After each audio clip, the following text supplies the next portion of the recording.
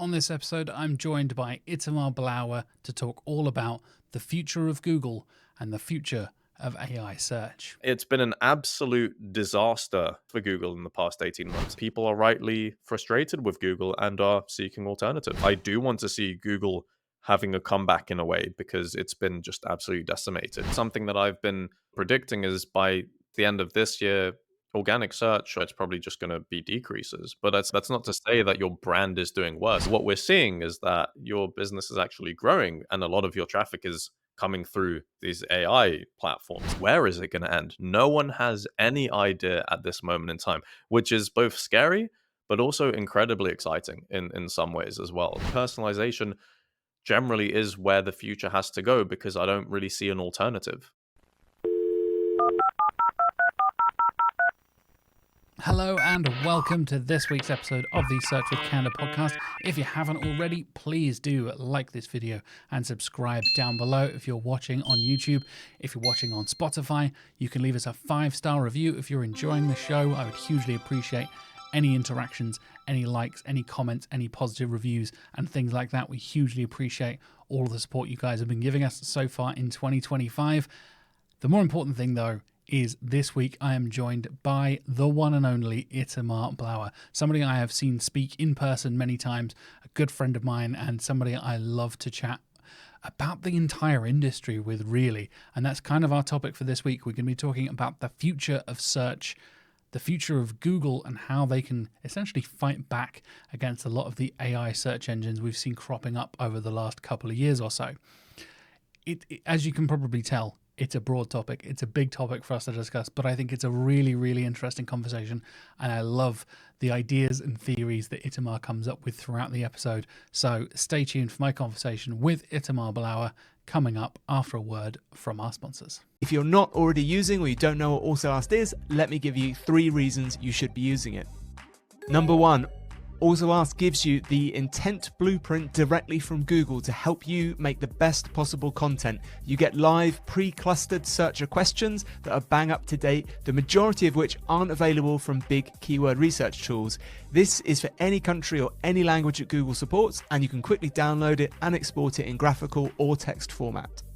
Number 2, AlsoAsked's timeline feature shows you when a topic's intent has changed. This lets you know when you need to refresh and update your content, and crucially, what has changed, what people are asking right now. Number 3, AlsoAsked's API allows you to integrate with popular tools like Screaming Frog and ChatGPT to automate tasks like content gap discovery. Set it up with Screaming Frog and you can press a button to get a list of questions your content misses on every single URL. You can try AlsoAsked for free right now. Just go and put a search term in the box. Everybody gets 90 searches per month for free. You don't even need an account.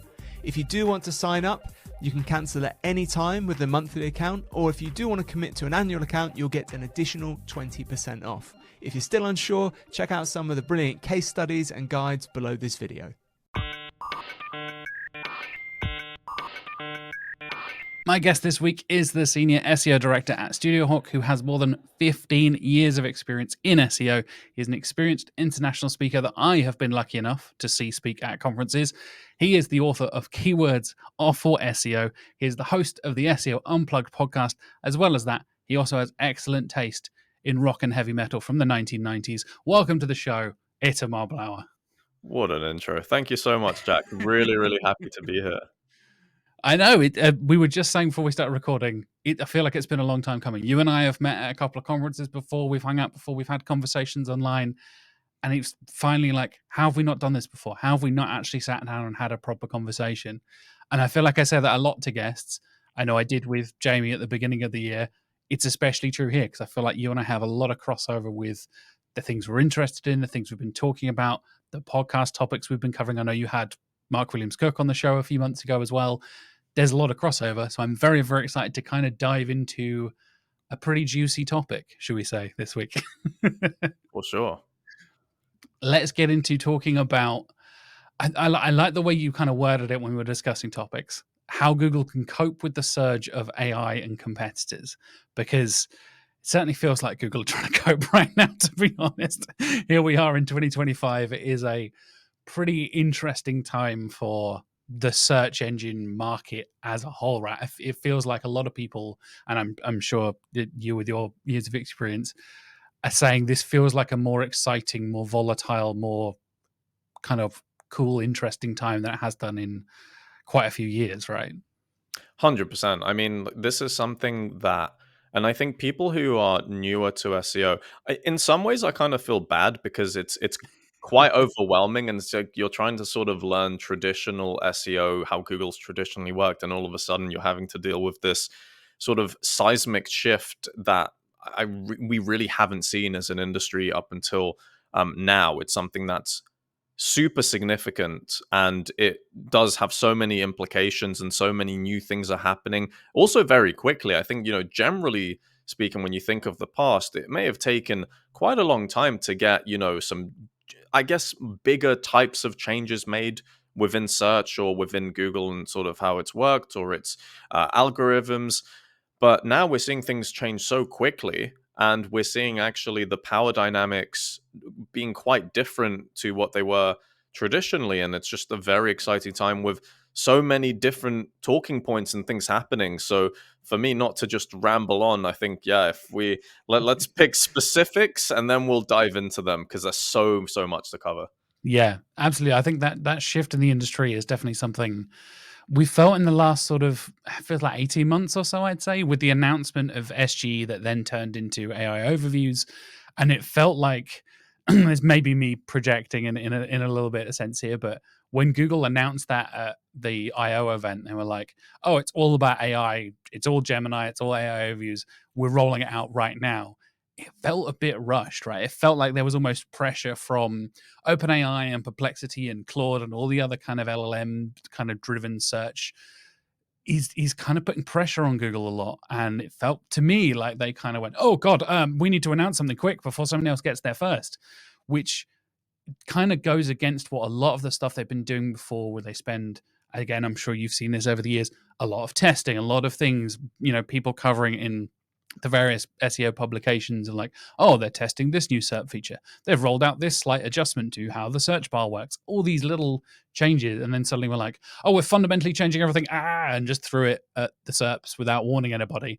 And again, I'm sure you'll have similar stories to many of the guests I've had on already, where it's like, my family and friends are freaking out of like, what is this? What am I looking at? Hey, you're a professional person who knows about Google. Hey, Itamar, what the hell's going on here? I've had that from my friends and family. So I imagine you've had the same thing, right? Like people seem to be freaking out about this in certain ways. Well, thankfully, my friends don't really, know too much about search engines anyway, and they don't really sort of care to ask me, which is great because it saves a lot of like repeating things, which I'm sure Are you you would not have. the go-to, like, hey, you work for Google, right? Like that's how SEO works to people who don't work in SEO. Oh, thankfully not. I've kind of conditioned my friends to avoid asking me just random questions and just like look stuff up for yourself, I guess. Um, no, but generally speaking, you're correct, right? I think what we've kind of seen is, in my opinion, Google was caught with its pants down because it was rushed because of OpenAI. And that's sort of what the sort of trigger was for Google. Now, I'm under the impression that Google would have been testing this stuff for a very long time. I would say probably more than 5 years. Yeah. Probably even before COVID happened. Google would have probably been looking into AI within the search. They would have actually looked into what they can do. They would have probably started already, definitely having maybe some kind of prototype or some ideas around that within their engineering teams.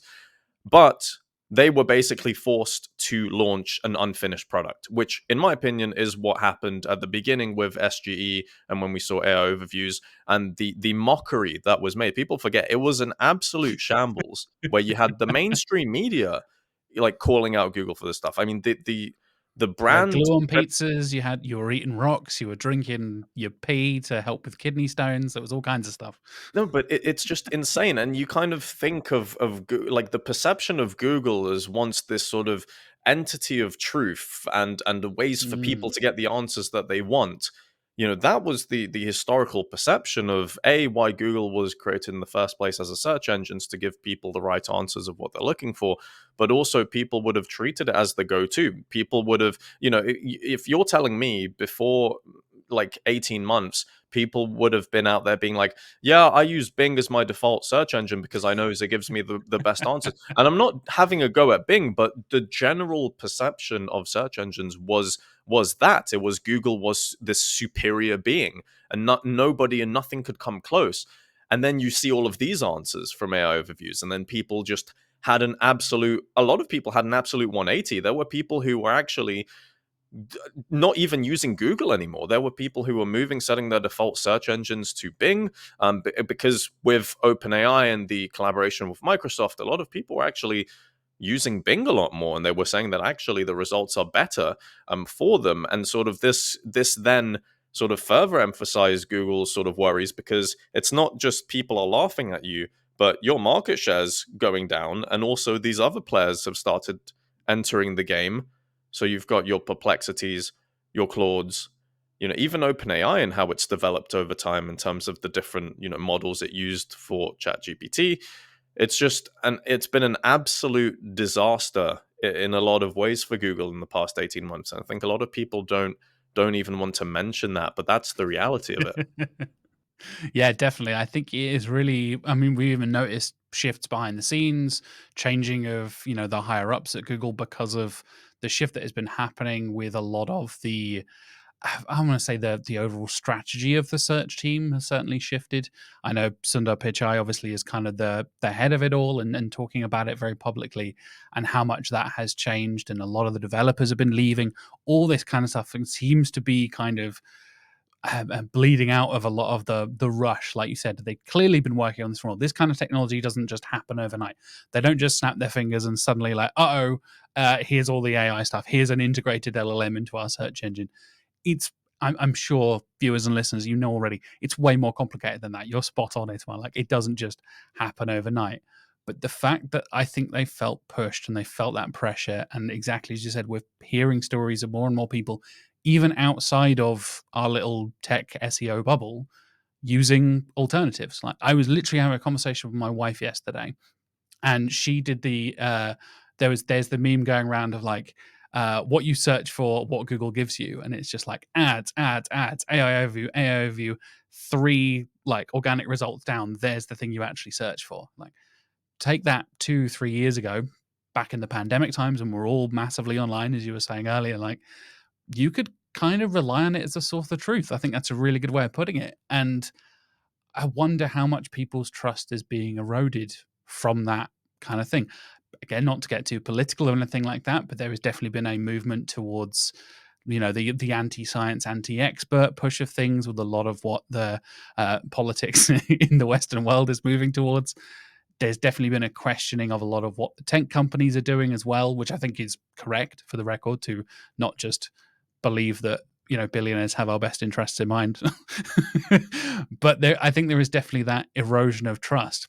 I guess the question is, for you, for me, for the industry as a whole, for the world, is how much of that trust needs to be eroded before we see a significant shift in that market share. I think Google is still hovering around the sort of 85-84% mark in the UK at the moment, and I know that totally depends on the country. We had Arnett Hellmans on the show at the end of last year talking about how that barely changes in some countries because Google and Android are so much more integrated, whereas compared to places like America, where iPhones and Apple devices are far more integrated, that shift happens a lot more, especially with all the antitrust stuff and things like that, right? How do you feel that we're heading towards that turning point? Do you think that's in the next year, 6 months, 10 months? Is it 5 years from now, or is it kind of bigger picture the next decade? Is there going to be that kind of turning point?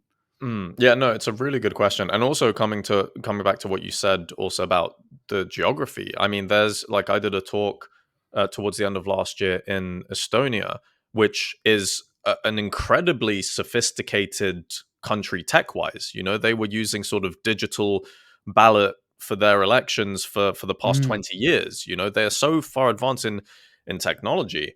And I was doing a talk specifically about AI overviews, and then I realized that actually towards the beginning, I was kind of asking, I was like, so do you guys actually get this? And they were like, no.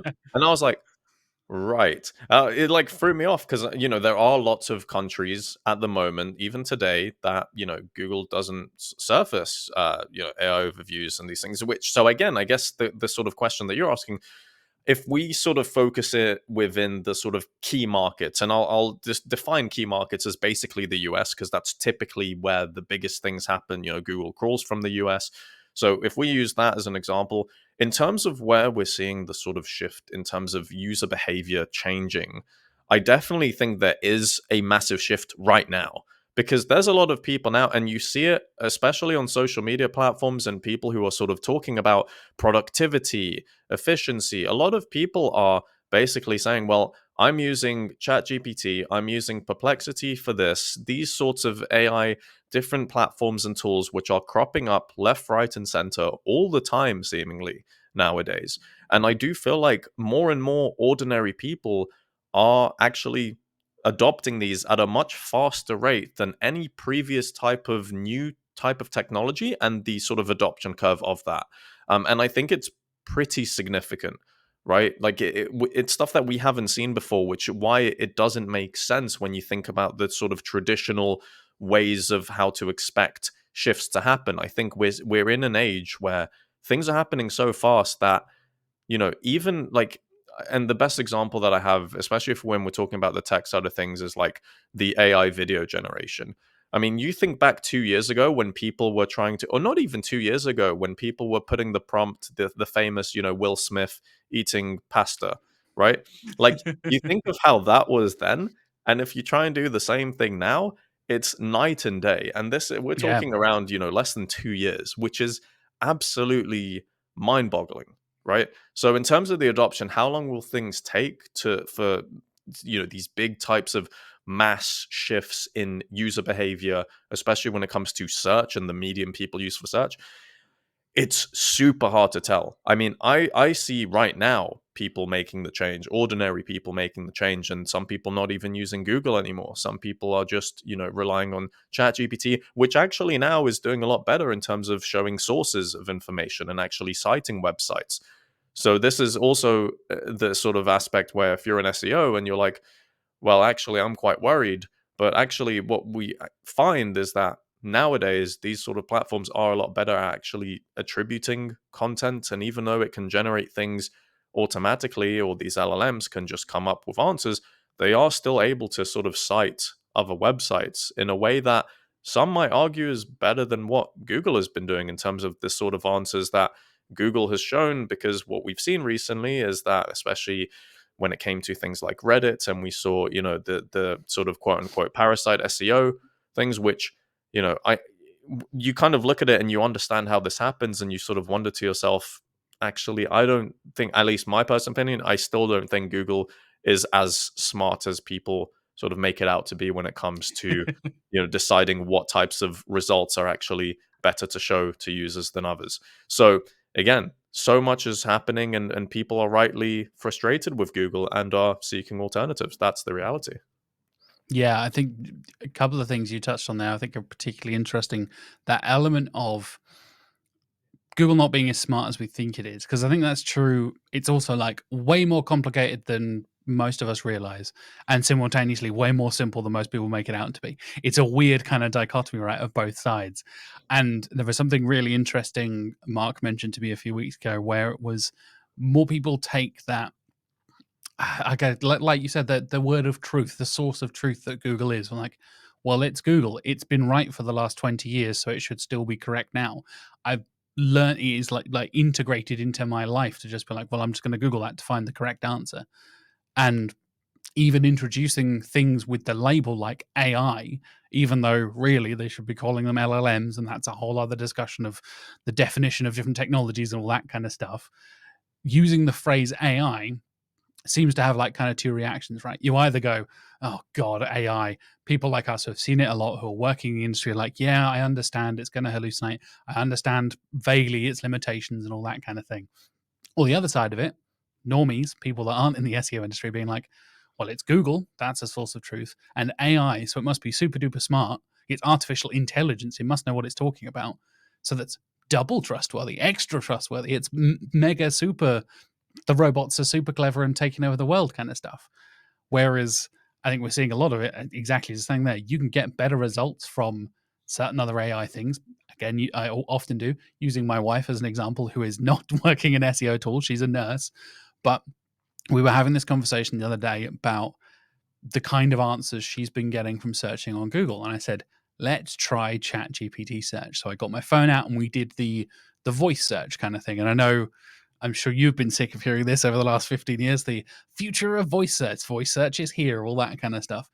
I think phrasing in a way of like conversational search definitely seems to be a way that makes more sense in my brain rather than voice search, rather than okay Google or hey Siri. Sorry, viewers and listeners, if I've just activated your home speakers.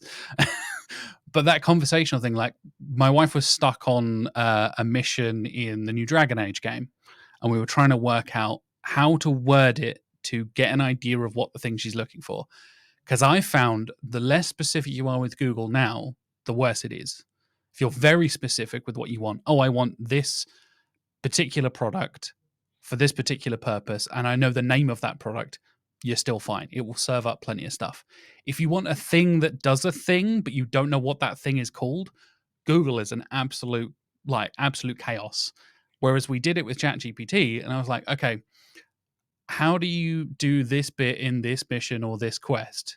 And it was like, you need to go here, do this thing, find this thing. And Google was like, I don't know. Are you looking for reviews of the game? I'm like, no, I own the game. That's why I'm searching for it. Like, go away. Stop trying to sell me stuff. Have you found that kind of, I don't know necessarily the shift in the language people are using to search? Obviously, we've talked many times about, zero volume search and the way people search shifting and things like that. Do you think there's going to be a wider kind of change towards that more conversational style? I think Google are trying to adopt it as well with a lot of their Gemini interface as well, right? Yeah, 100%. And I even think to my own personal search behavior, where it's like I've got the ChatGPT app on my phone, and I find Same, it yeah. absolutely incredible that I can just press the microphone and just ask it a sort of long-winded questions. I may use filler words. I may need time Yep. to think of, other things that I want to remember to say or point out, all of these different things. And it picks it up incredibly well, and it actually does provide me with an answer that I'm looking for. And of course, you won't be able to find a monologue from me as listed out on an SEO tool, and with the search frame behind it, you just won't find that information or that data. But what we are seeing is actually over time more people, and I do love the phrasing of conversational search, because I feel like because we have the technology now to be able to do it, people actually realize that it's a lot more intuitive, and it's a lot easier. It fits in with the sort of narrative, I suppose, of human biology, of that, we're just lazy creatures. So if I can just tap on the microphone and just talk to it, be as detailed as I want, or even not as detailed as I want, and it will still come back with something that's going to be pretty accurate, at least from testing I've done. That's incredible. So I definitely think we are sort of seeing this shift, and conversational search is something that I think needs to be talked a lot more about, if you pardon the pun. But generally speaking, I think even coming back to the whole Google discussion, and I think it's quite the paradox, because we're sort of saying, okay, Google traditionally has been this behemoth of a company, massive company, biggest search engine in the world, which has over the past 18 months had lots of controversy, even if we put aside, the legal battles, the Google leak, all of these other things. But at the end of the day, Google is still that massive company. Like, I don't think it's going to go away. I don't think it's going to just, put its hands up and sort of like forfeit to the likes of OpenAI. I think what we're going to probably be seeing in the near future is Google, stepping up its game and sort of trying to reclaim. I guess the main thing it needs to do is sort of reclaim the trust in users in terms of like the actual products that it's releasing, especially when it comes to search and how it's utilizing AI capabilities within the search. But but this is what I'm most excited for. I'm like, in this year, I do want to see Google having a comeback in a way, because it's been just absolutely decimated really in the past 18, 24 months. Yeah, definitely. I think there's definitely I don't necessarily see a shift in kind of informational versus transactional stuff, right? We talk about search intent so much in SEO, and we all I feel like a lot of us now have that kind of basic understanding of rough categorization, even though I think, again, as the way we search and the language we use to search evolves, that becomes less and less clear depending on how, like you said, if you're saying an entire sentence with ums and ers and times to think and stuff, the intent suddenly gets less clear the longer you're searching for. But we used to know how to search for stuff. I feel like I have been trained over the last 15, 20 years of me using phones and laptops and computers and stuff. I'm in my mid 30s now. I grew up in an age before the internet. I remember when I got my first phone. I remember when we got our first computer. I remember the dark ages before the internet. But it is now so integrated into my life, let alone me working in digital marketing, just everyday stuff. You roughly know what to put in to find stuff. And you mentioned the Reddit stuff earlier, right? That seemed to be a reaction to a lot of people just adding the suffix of Reddit onto a thing because they want real person's perspectives. They want real people rather than SEO generated content that is this, listicles and all that kind of stuff. They want actual reactions. I'm finding the way I search now leans more towards that conversational stuff. Like I said, when I was searching for things, and I know I gave this example a few months ago on the show as well. I was looking for things. We were getting our floor done in our kitchen, like the vinyl floor redone in our kitchen, and I needed something to move my washing machine and my fridge without screwing up the floor. I was like, what are those things called? So I, weirdly enough, went to the Amazon AI assistant, Rufus, at the bottom of the search thing. I was like, things to move appliances without damaging floor. And it was like, did you mean appliance sliders? I was like, yeah, I did. Didn't know that was a word. Didn't know that was the thing. Did that on Google. All kinds of weird stuff was happening. Oh, you're looking for new flooring. You're doing this thing, blah, blah, blah, blah, blah. The way I'd searched kind of like seems to be broke Google's brain, but something, again, not talking necessarily positively about the Amazon assistant. It's pretty hit and miss. But in this case, I found it really, really useful. And I found the same thing in the way we kind of think about it. I don't know if you've looked into Google Learnabout at all. That's being tested in the US at the moment. There's that informational side of things. It's mostly focused on educational content, where it's this really interactive, almost like how would I word it? Kind of like a flow chart kind of thing, where you click on one topic, it brings up a lot of images and videos and data about it, and you go through, and it's all this Gemini powered interface. And again, speaking to Arnout recently, he was saying, like, I think this could be a big shift. We're not seeing a lot of the e-commerce stuff being integrated into these LLM searches yet. That's still very much Google's game. And again, as we know, that's where they make all their money, right? It's all the Google shopping, all the Google ad stuff is where they make all their money. Do you think we could see a split between kind of, search engines specializing in a particular, like we're the transactional, we're the e-commerce search engine, we're the informational side of things? Do you think there could be that kind of divide, or is everyone trying to eat from the same plate essentially, and everybody's going to kind of battle for the same kind of thing? Yeah, that's a really good question. I think at the moment, people are just trying to get as much as they can out of any type of user. So, I mean, over time, we might see specializations, but I still think traditionally, if we're talking about the ecom type of search machine, that would be your Amazons, really. Like that's what they are. You buy things Yeah. from them. But even with Google and what it's doing now and intent, and I think the thing that you sort of mentioned, the example you brought up before, it's like it's the inability from Google's part, potentially in a long-winded query, to understand the sort of themes and topics, entities, semantics around, words and what they mean, which generally speaking, the LLMs do much better at this moment in time, or like with the Rufus example from Amazon that you mentioned. So it's like Google still has a lot that it will need to improve on. I do still think, for people who do know what they want, especially if I know what I want, generally speaking, if it's more transactional or a commercial type of intent, I will use Google for that. But when it comes to the more informational side of things, that I'm just finding it a lot easier to get more comprehensive types of answers from these LLMs. And I guess this is sort of the struggle. And I don't know if Google wants to niche down. I don't think it will. I think, Yeah. there may be some other types of products that it will release. I mean, even when you think about Google Flights, Google Hotels, these are all sort of niche down, very transactional driven types of products that Google's released, to the detriment, I suppose, of businesses, because Google's going to sort of take a cut Well, or take the they've gotten traffic. in trouble with that as well, right? With the Digital Markets Act that's happening in Europe at Mm, the moment. And there's that whole, actually, no, you shouldn't just be taking Google traffic and sending it to Google products. You need to be a fair, again, that anti-competitive, antitrust stuff of like, you need to be sending it to other sources of information. You can't just send every person on Google to Google Flights. It needs to be that fair kind of competitive, open market kind of approach, I suppose.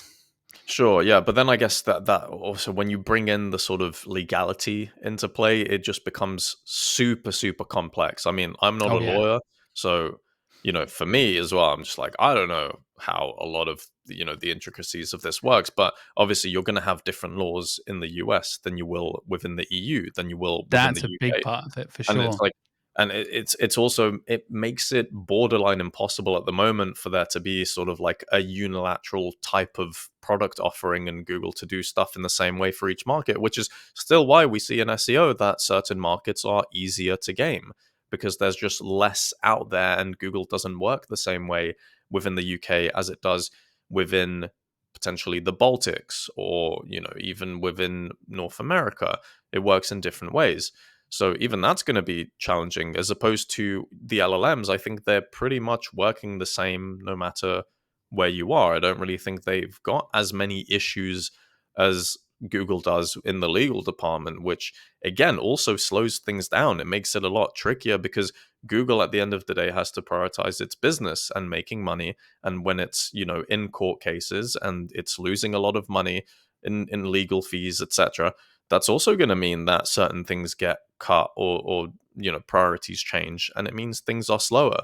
So when you see sort of OpenAI and how it's managed to come out of seemingly nowhere and to produce a product that's actually pretty revolutionary, it's managed to do that because it didn't really have any of these issues that Google is facing, which I guess opens the door for all of these other players to enter the market, who are much smaller teams, but less bureaucracy, less issues, and they can just get things done and be much more swifter with creating things. So that's another problem that Google's having to deal with. Yeah, bureaucracy and the agility of big corporations, I think, is really becoming more and more noticeable as these companies get bigger and bigger, and the changes, like you said, then have to go through 3 different departments, 10 different legal teams, all this kind of stuff.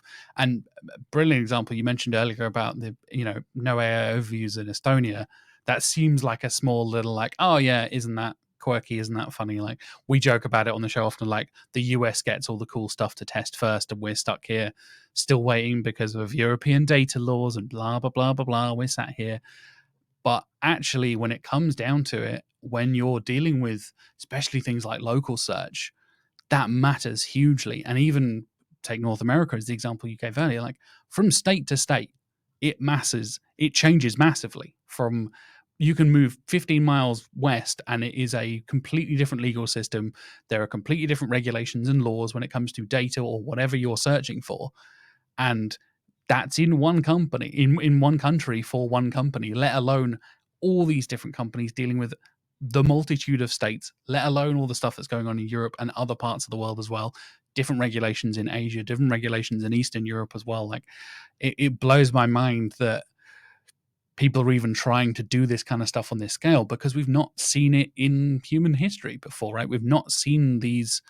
You see so many laws of like, oh, this is based on this act from 1861 or this law from 1902. It's like, yeah, that was before cars and planes, let alone the internet. Like, this is not up to snuff to deal with the things that we have now. We do not have regulations. And I know there's been the hilariously bad regulatory meetings with like Senate boards and stuff like that in the US with Mark Zuckerberg and the guy from TikTok, where the US Senate was like, are you working with China? He's like, no, I'm from Singapore. It's like, but you're Chinese, right? It's like, no, I'm from Singapore. But you do work with Chinese companies, right? No, we're owned by a Singaporean company. That's my parent company is Singaporean. It's like, right, okay. the people that make these laws and the people that are doing this kind of stuff don't understand how any of this technology works.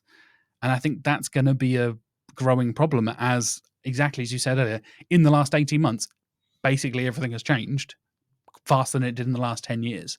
And if we're going to see that continued growth from this kind of stuff, how is anybody going to keep up with this stuff from a legal perspective, from a data protection perspective, all that kind of thing?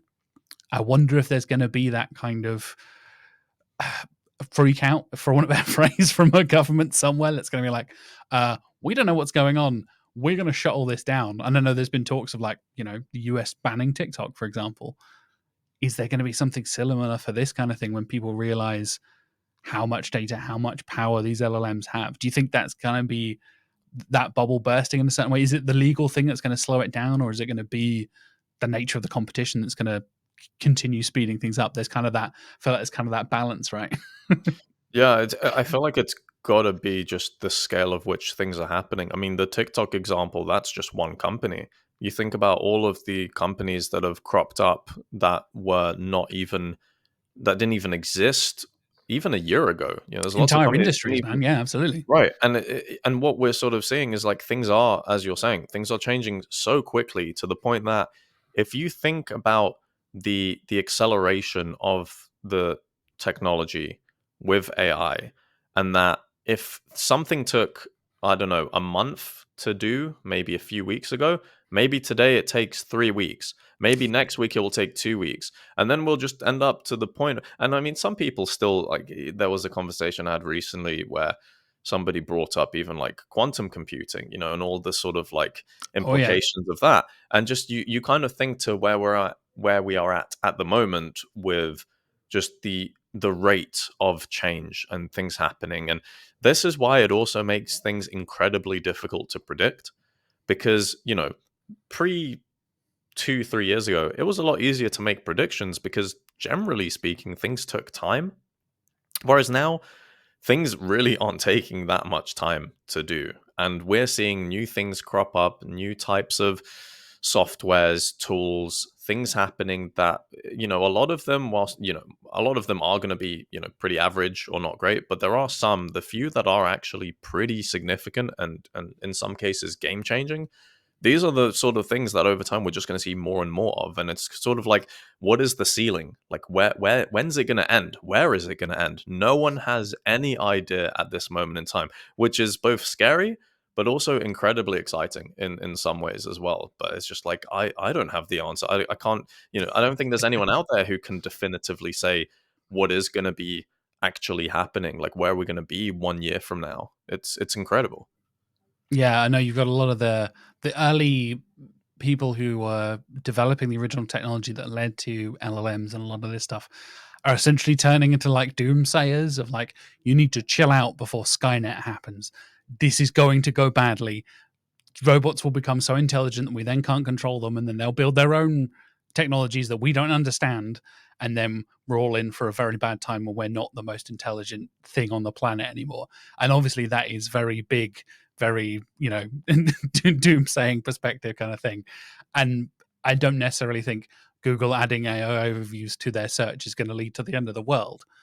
But it is that acceleration of technology, right? It is that shift when we're seeing day-to-day lives and even things outside of our industry affected, where more and more people are coming to me. Unfortunately, unlike you, Itamar, people do come to me for technology advice. I'm the default IT guy for basically everyone I know, which is very annoying. It's happened to me wherever I go, whoever I hang out with, like, you do computer stuff? I'm like, I guess, yeah, kind of, in a way. There's always that kind of breakthrough where it feels like, oh, normal people are talking about this. My parents are now have heard the phrase LLM, and my parents couldn't be more offline if they tried. My dad got a smartphone for the first time like 2 years ago, and that was because I insisted, because I didn't have signal and SMSs weren't working. I was like, get WhatsApp, for God's sake, we need to have a conversation. And for me, it's that kind of thing where we're seeing it bleed through more to everyday conversations, everyday people, whereas that is going to be that shift, like you said, that trust, that understanding of, oh, I can use this instead of Google, instead of this other technology. What do you think Google can do to gain back that trust in users, gain back that for want of a better phrase, fight off the competitors. Not that we're necessarily pro Google here, but in theory, like for you, what would be the thing that would be rebuilding that trust? Is it simply the accuracy of those AI views? Is it simply getting more correct answers, or is there something more to it than just, being the most correct?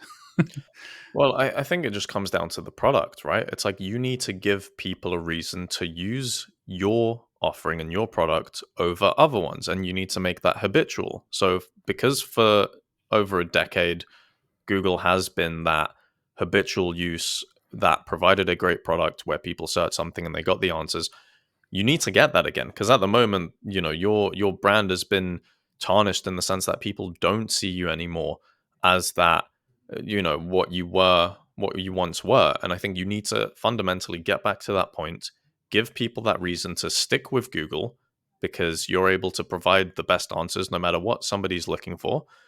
And that's all you can do at this point.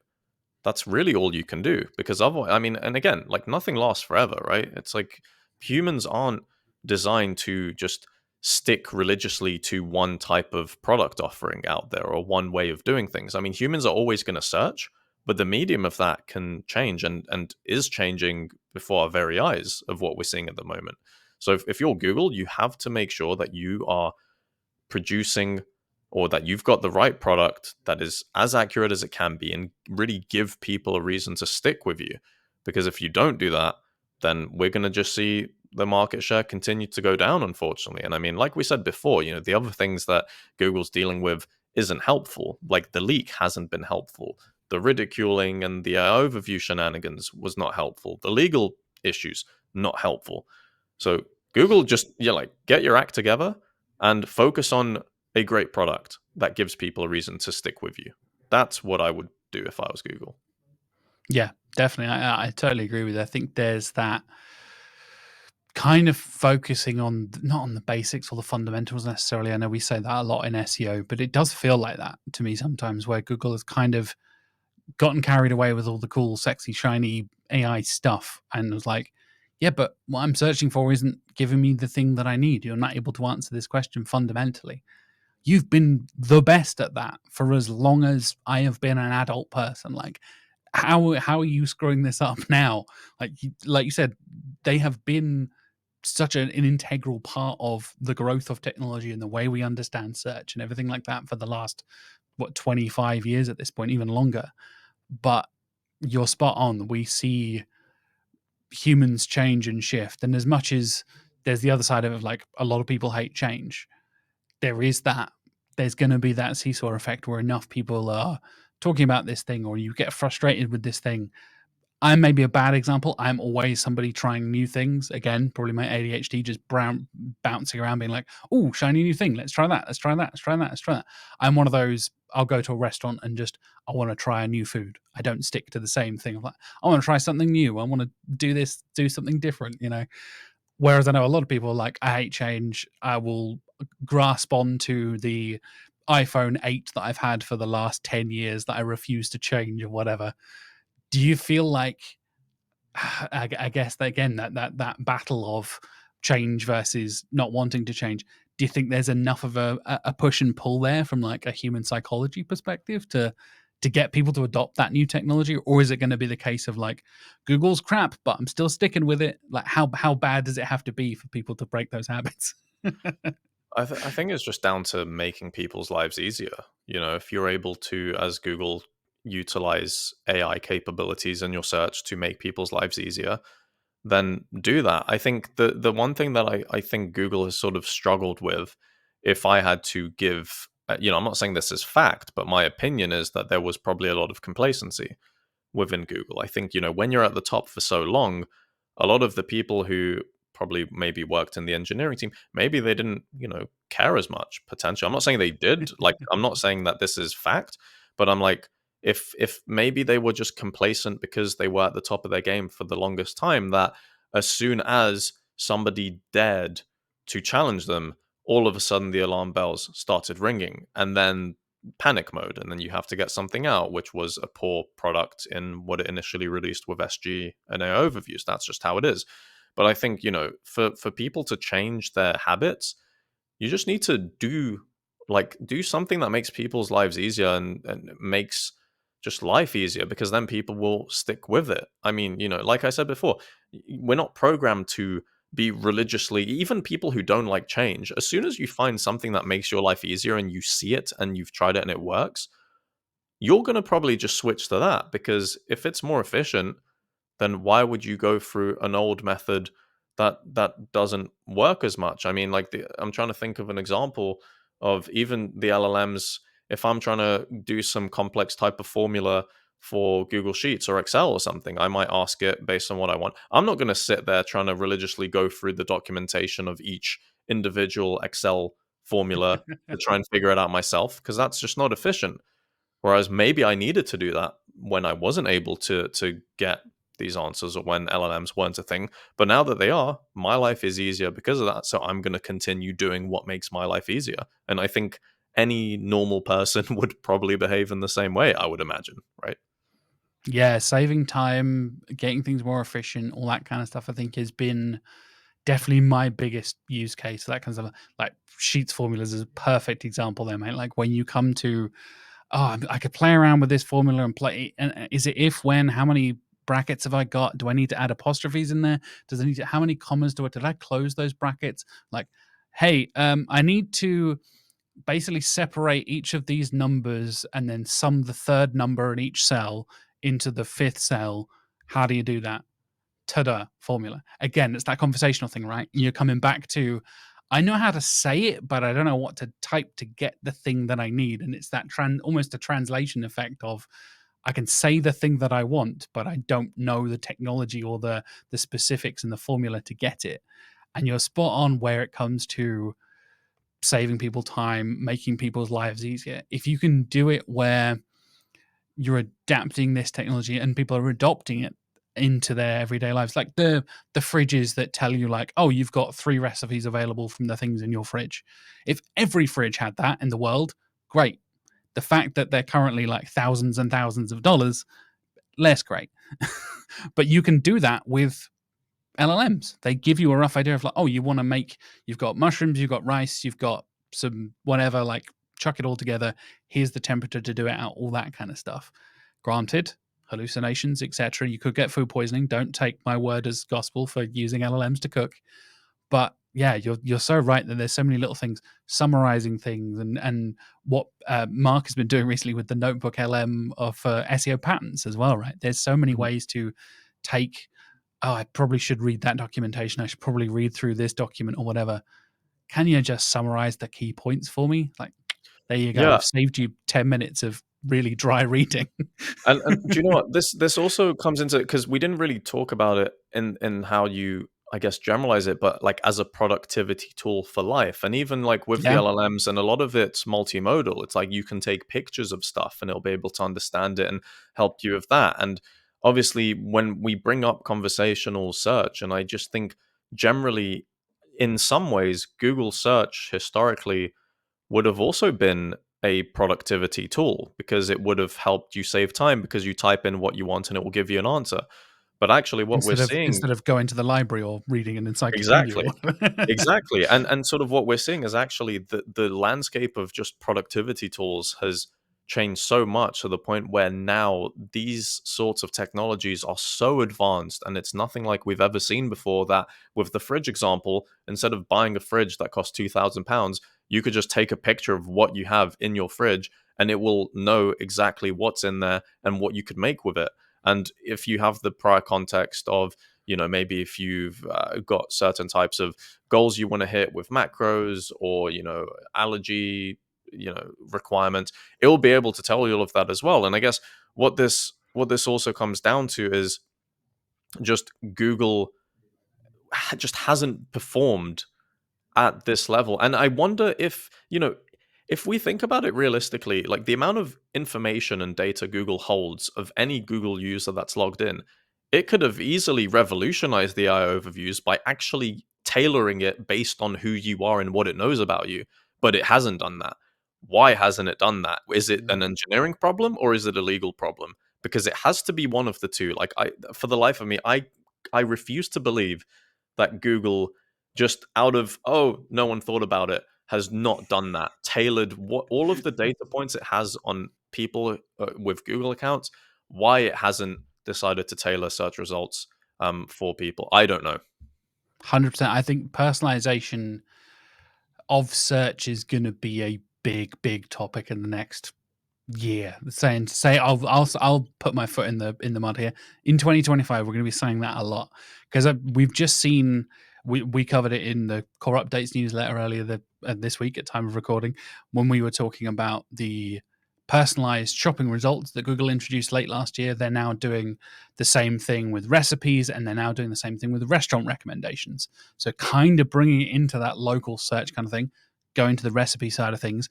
It includes all of your search history. It includes all of the data, all of the things you have done that they have collected data. And you're spot on, mate, that we all massively underestimate how much data and how much information these big corporations that we use every single day have about us.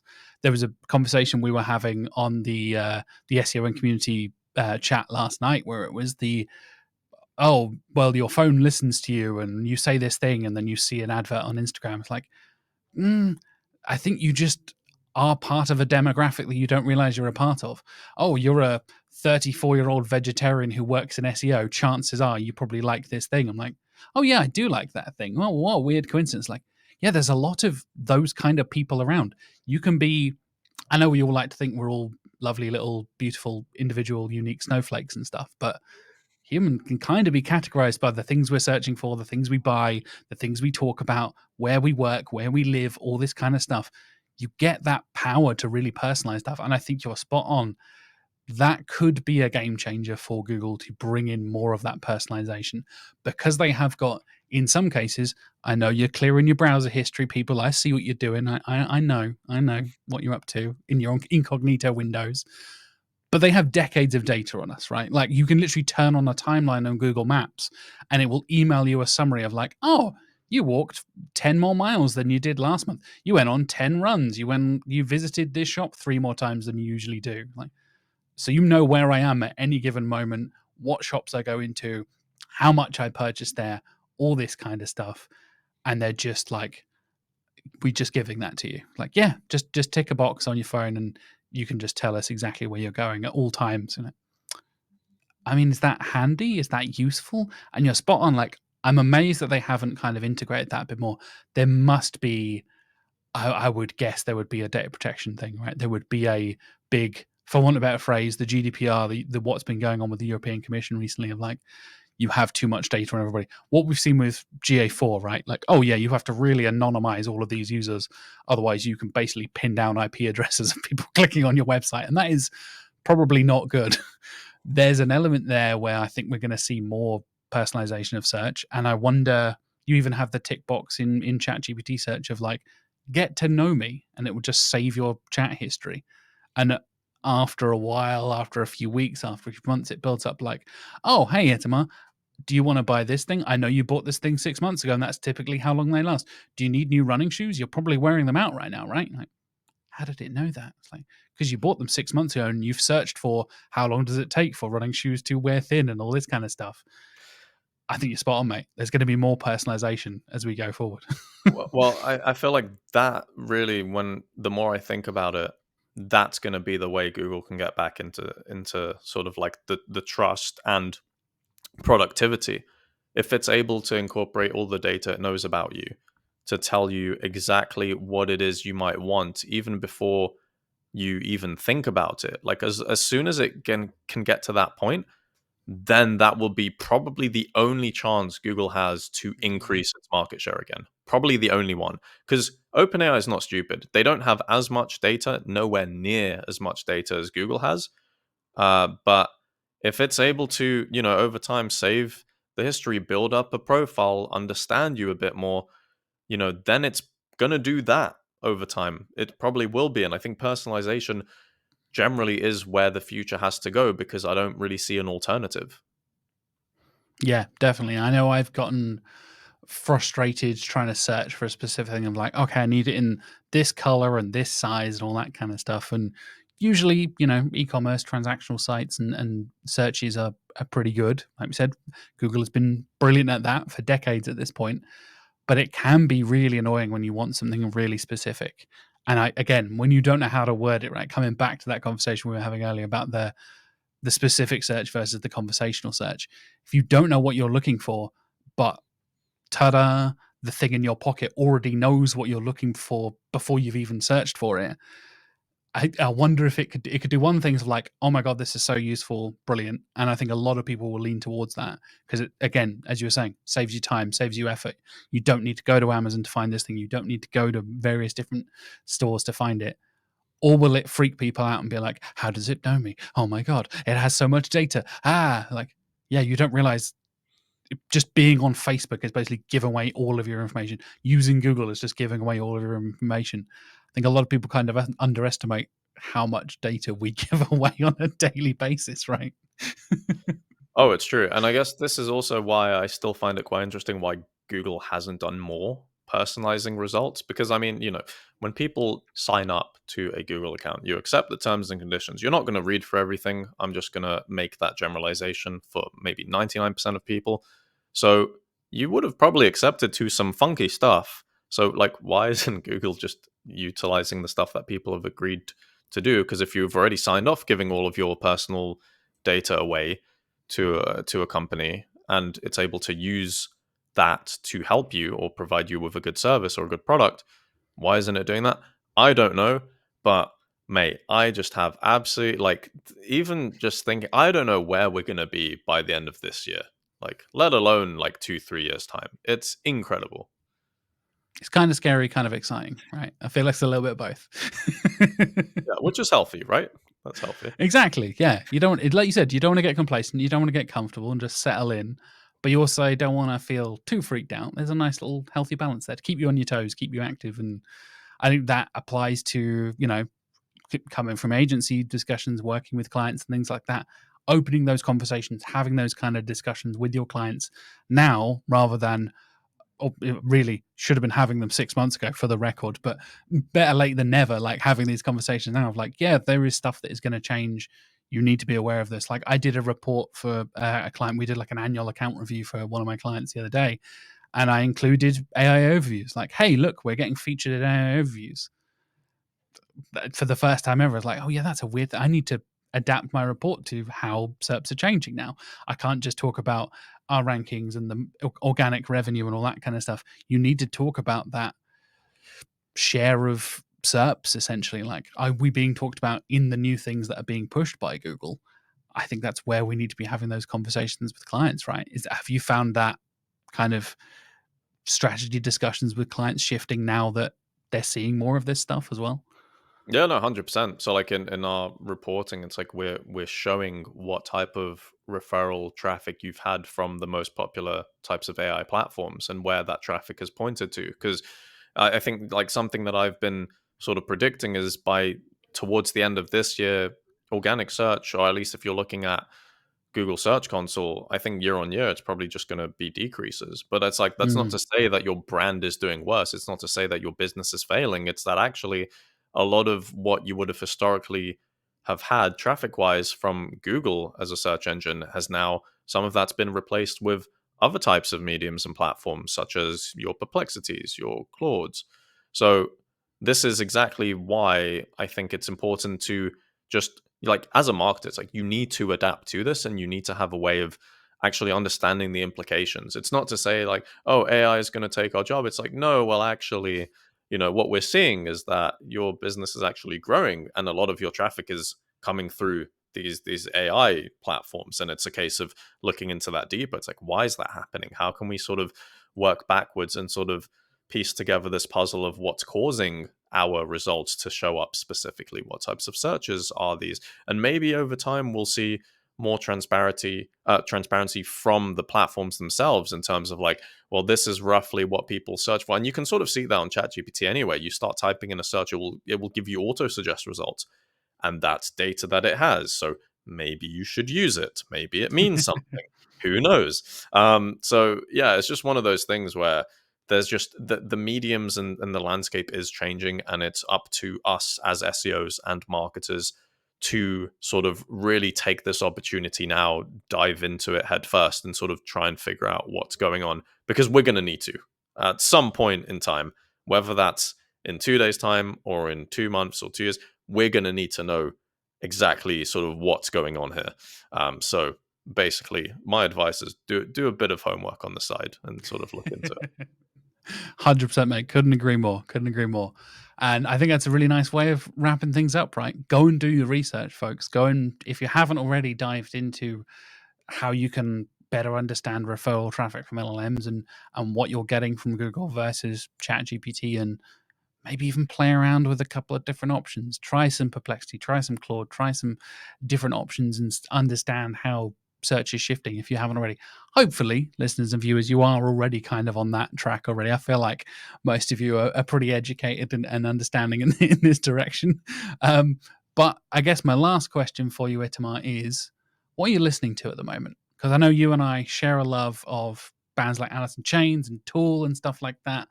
What's the vibe when you're kicking off 2025? What are you listening to at the moment? Oh, so that's really sort of the main types of music I listen to at the moment is at the gym, and I've got my gym playlist, which is like the backward slash, the lowercase m, and the forward slash. That's what I called my like gym playlist. Nice. So with that, I don't know. It's a mix of I've got my Tool, Alice in Chains, got some Soundgarden, got some System of a Nice. Down, got some. It's just a whole mix of stuff. Even some. What was there's like that one song. Do you remember back in the days of YouTube where it was, what was that band that had like all of the YouTube videos would have the music, like Dreamscape by, or what was it? There was a song like, I forgot the band. I'll just send you it later. I'll send you my playlist. I'll send you that. Nice. That's, I will put a link in the show notes of the playlist if you want to go and check out Itamar's oh workout. no, I don't want. There Hey, mate, this is for close friends and family. This is my this is my baby here. I'm teasing. But yeah, no, I mean generally just some alt rock, grunge, classic rock sometimes, and just Nice. the usual, really. Nice. Well, if folks do want to keep up with you and what you're doing, whether that's the stuff you're doing with Studio Hawk, the stuff you're doing with the SEO Unplugged podcast, where's the best place to find you and follow your awesome SEO work? Generally speaking, LinkedIn, that's sort of the platform that I as sad as it may sound, that's the most sort of active social media platform I have, because I generally, think we're all saying that at the moment, to be honest, mate. Yeah. so you can find me on there. Shouldn't be that hard to find me. I still think I'm the only one in the world with my name, so, and I think you are as well, so like we share that. I'm pretty Yeah, sure we have that conversation. since I got married and double-barreled, I've made myself far more unique. Jack Chambers, there's a million of them. There's more famous Jack Chambers born in the same year as me. There is an Irish politician with Jack Chambers. I was like, you bastard. If you search for my name, you always got him. Now I'm Jack Chambers Ward. Yes, I'm joining the cool Itamar Blauer unique name crew. No, that's good. I think my parents just sort of they predicted that this happened. They were like, he's going to be a search marketer. He's going to need a. They pre-optimized you even before you were born. Just like Exactly. That's the real secret. So if you're soon having kids, keep that in mind, honestly, and buy their domain name as well. That's just exactly. Tip. But LinkedIn. Pre-brand your kids and buy the domain name just in case. Exactly. But yeah, generally speaking, LinkedIn is where you can find me. So yeah, happy to connect and have a chat about SEO, music, whatever.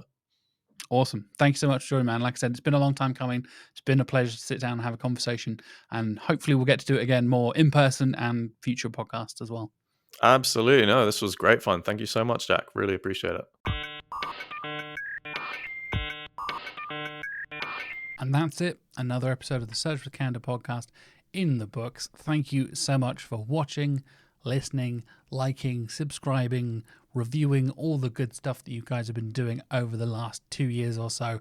I hugely appreciate every comment, every like, every share, all that kind of thing. And if you think this particular topic and this particular episode are relevant to your friends, your colleagues, anyone else who might be interested in the future of SEO and the future of search, please do share it around. I know we see some fantastic people sharing it around on LinkedIn and Blue Sky and things like that.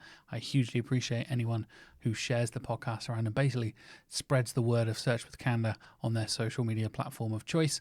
I'll be back next week with more fantastic guests, let alone my conversations with Mark that I have every single month that we'll be doing basically a little recap and picking little topics that we want to talk about. But I've got Danny Leitner talking about building topical authority. I've got Tori Gray and Sam Torres talking all about JavaScript and migrations, and so much more coming up over the next few weeks and months as well. I've basically booked all of my guests and recorded them all through March at this point. So I know there is some fantastic conversations and episodes coming up because I've already recorded them.